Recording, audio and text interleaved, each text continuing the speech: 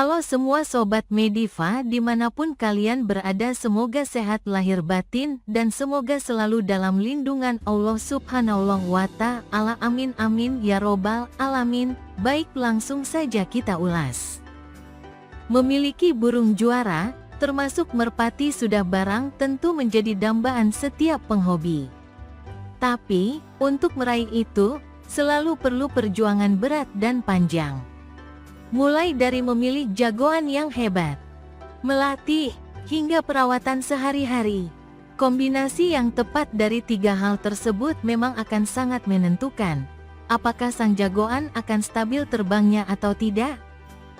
Salah satu perawatan yang sangat penting dan tak boleh diremehkan adalah merawat bulu. Secara kasat mata, memang bulu kelihatan baik-baik saja. Namun di dalam bulu tersimpan kutu-kutu bulu yang bisa menghanguskan pertumbuhan bulu.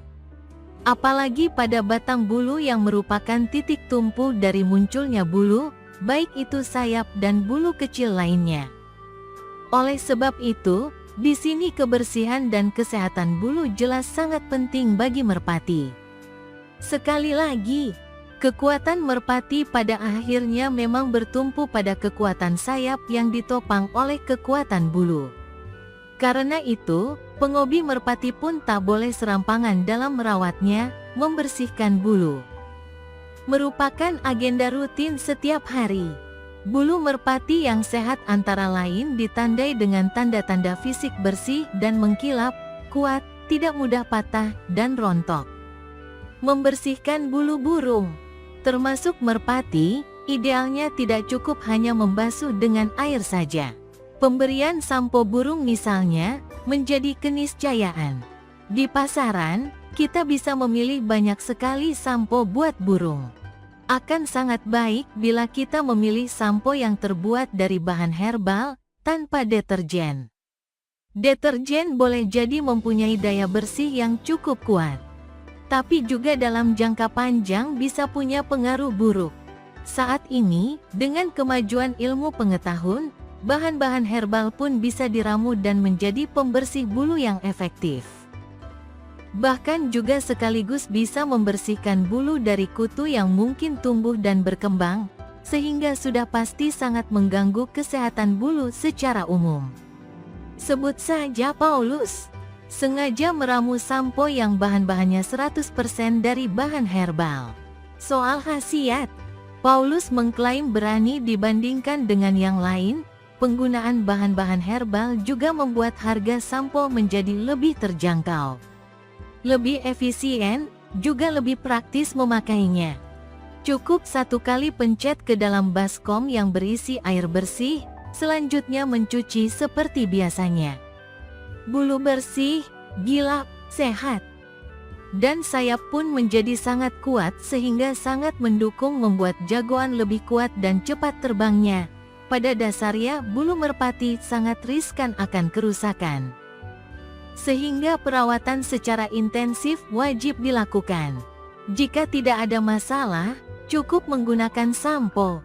Tapi, jika dalam batang bulu ada kerapuhan akibat serangan kutu, sebaiknya mania langsung memberi obat pemberantas kutu, yakni Avian Insect Liquisator produk Vetafarm. Cairan ini sangat ampuh dalam membasmi kutu di dalam batang bulu. Cukup dengan menyemprotkan ke batang bulu pagi dan sore selama 3 hari, kutu langsung mati dan lainnya tak mau masuk ke dalam batang bulu.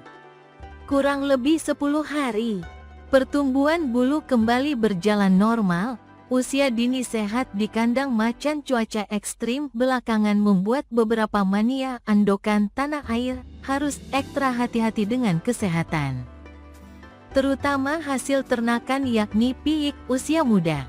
Sebab, dengan usia dini rentan akan terjangkit penyakit. Tidak percaya? Boleh mencobanya. Agar piikan lebih aman dan terhindar dari penyakit banyak jalan. Pertama, perawat harus lebih telaten dalam hal kebersihan kandang, terutama kandang macan yang terisi sekitar 10 piikan lebih. Model kandang seperti ini beresiko tinggi akan munculnya penyakit. sehingga butuh ekstra keras dalam hal memantau piikan. Jangan anggap sepele piik yang kondisinya sedikit ngelentruk dan bersin-bersin. Ini bertanda piikan mulai terjangkit penyakit. Sebaiknya singkirkan dari kandang. Kedua, lantai kandang harus bersih setiap pagi dan sore. Sebaiknya pakai lantai plesteran semen atau keramik. Sebab, lantai seperti ini mudah dalam hal membersihkan tinja-tinja piikan. Selanjutnya berikan desinfektan pada pojok-pojok kandang. Sebab, daerah pojok merupakan tempat penyakit berkumpul. Ketiga, berikan injeksi antibodi pada piik.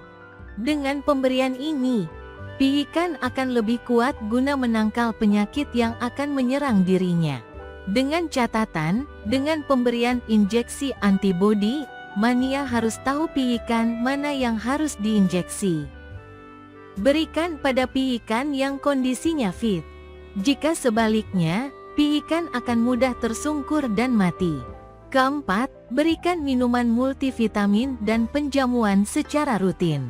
Dengan pemberian kedua jenis ini, maka piikan akan lebih kuat dan terjaga dari serangan penyakit. Dan jangan lupa, tiap pagi hari berikan sinar matahari, penjemuran, secukupnya wajib cabut telur, selanjutnya gelontor 2 butir jamu. Mania yang berani beli merpati jawara harga tinggi, memiliki cara tersendiri guna menyiapkan sang jawara menuju ke medan lomba. Manajemen perawatan dan menyiapkan pembalap serta trik di lapangan lomba harus mengikuti instruksi. Jika bleset sedikit, sudah biasa. Minimal 90% mengikuti apa kata bos. Minimal, kalau bisa mempelajari minimal 50%. Ada kemungkinan merpati yang diikutkan ke lomba bisa nyantol. Untuk mewujudkan merpati juara di lomba, bukan hal mudah. Selain harus telaten dan tahu karakter merpati, mania juga harus memiliki kualitas merpati yang bagus. Tak hanya sampai di situ, kualitas rawatan dan joki juga sama. Intinya, kesemuanya ini saling kesinambungan.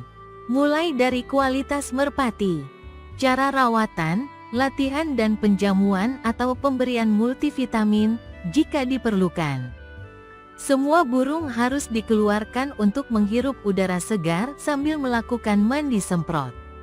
Sehabis mandi semprot, burung-burung tersebut melakukan penjemuran selama 2 jam, mulai pukul 9 WIB sampai pukul 12 WIB.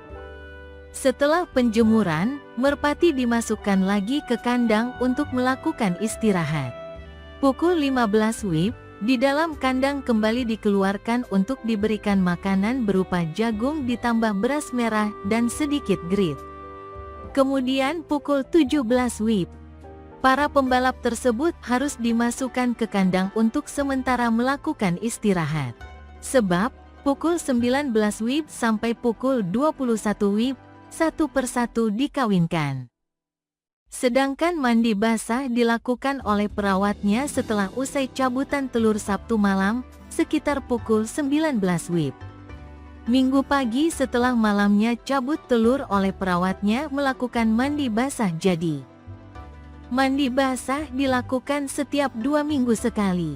Usai melakukan mandi basah, merpati yang sudah cabut telur diberikan jejamuan tradisional berupa pil khusus racikan sendiri sebanyak 2 butir.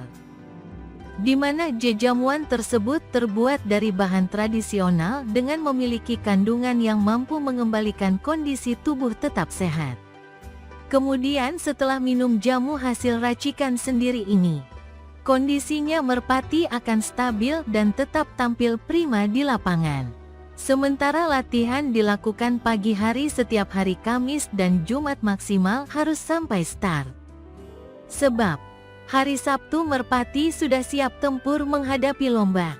Berlaku di semua golongan lomba. Mudah-mudahan dengan perawatan yang sesederhana ini, mampu memberikan prestasi. Semoga bermanfaat dan salam merpati lovers.